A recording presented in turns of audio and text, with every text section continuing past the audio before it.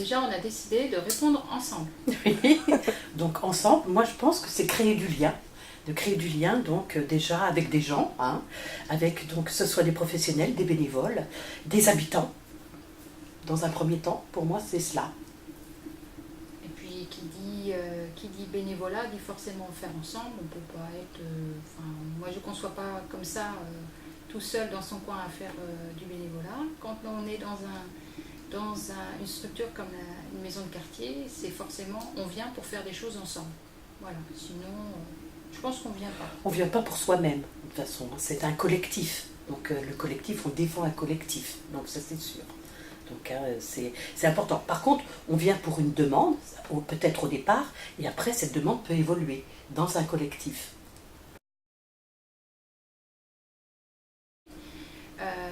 C'est de sortir alors soit de son isolement, soit de son cadre de vie un peu restreint, soit de connaître autre chose que son quotidien.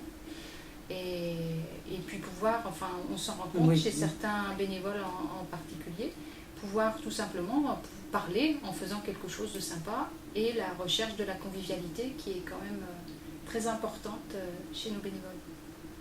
Et puis pour d'autres, peut-être d'évoluer, parce qu'ils sont, on va dire, dans un quotidien tel qu'ils ne sortent pas donc, de leur façon de faire. Donc d'être avec d'autres, ça permet aussi donc, de penser autrement, différemment, et d'évoluer donc, avec un collectif. Donc ça, c'est très important.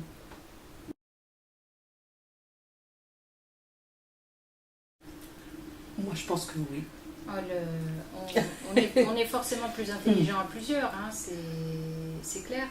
Alors quelquefois, il faut aussi avoir conscience qu'on peut avoir l'impression de mettre plus de temps à faire quelque chose à plusieurs que seul.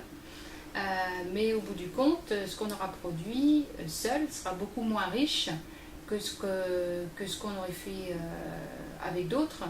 Et puis surtout on tourne vite en rond quand on est tout seul. Puis l'idée peut partir, on va dire, soit d'un individu, mais si l'idée elle est après nourrie par un collectif, elle est d'autant plus enrichissante. Et ça permet donc de grossir un projet, de permettre que ça puisse donc être d'une envergure différente que d'être tout seul. Ouais, faire tout seul, c'est pas compatible avec un engagement associatif, de toute façon. Non. C'est clair. Des temps de rencontre conviviales. Oui, voilà.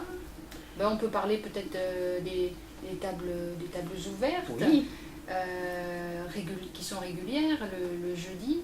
On peut parler aussi de tous les temps qui sont peut-être plus ponctuels, les temps forts de convivialité autour d'un repas, d'une fête, etc.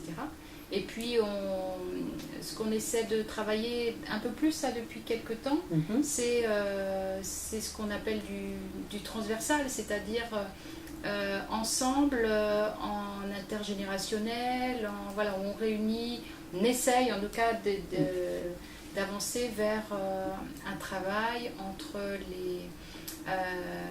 les personnes qui sont rencontrées dans certains cadres, par exemple l'épicerie solidaire, avec les enfants d'accueil de loisirs, avec des personnes isolées de la table ouverte. Enfin voilà, l'idée c'est ensemble, à plusieurs, mais si possible des gens différents, c'est encore mieux. C'est des temps formels, des temps informels, que ça soit dans différentes structures. Ça peut être à l'accueil de loisirs, un temps café avec des parents. Des temps formels, c'est des temps de réunion, ça peut être avec les bénévoles, des temps associatifs, les conseils d'administration, ou des réunions donc, de personnes, de bénévoles sur une action précise. Voilà, donc il y a tout un tas de rencontres qui peuvent se faire et que nous faisons. Et on a vraiment envie de travailler le participatif. Voilà. C'est la participation de tous. Ah, on y croit. Oui, on y croit.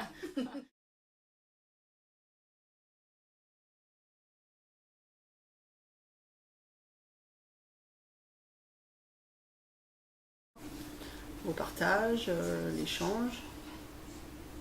Et puis être un petit groupe de personnes.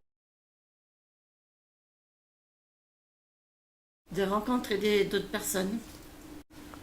Parce qu'on arrive à discuter, tout ça. Puis on est ensemble. Déjà de discuter avec d'autres personnes. Et puis de partager ce qu'on sait faire, les unes les autres. C'est pas tout de faire la même chose. Elles échangent C'est bien beaucoup. d'apprendre. Il y en a qui ne sont pas du quartier, donc qui parlent aussi de leur quartier. Et puis on parle un tout petit peu de nos tracas quand même. Alors, ou au début ou à la fin, en prenant le café, petit gâteau. Voilà. S'il y a un anniversaire, il y a un gâteau aussi. Donc c'est agréable aussi qu'elles échangent pour être soutenues par les autres et puis rencontrées.